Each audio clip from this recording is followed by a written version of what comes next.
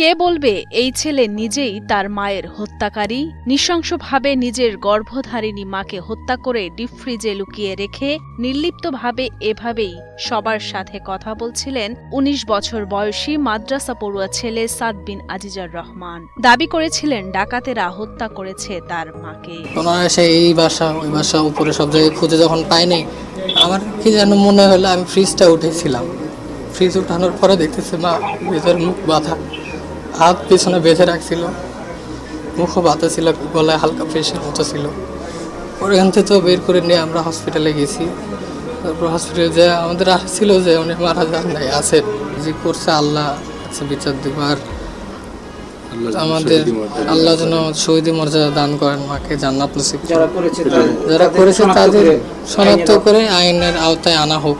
অথচ ঘটনার একদিন যেতেই র্যাবের জিজ্ঞাসাবাদে বেরিয়ে এলো লোমহর্ষক তথ্য।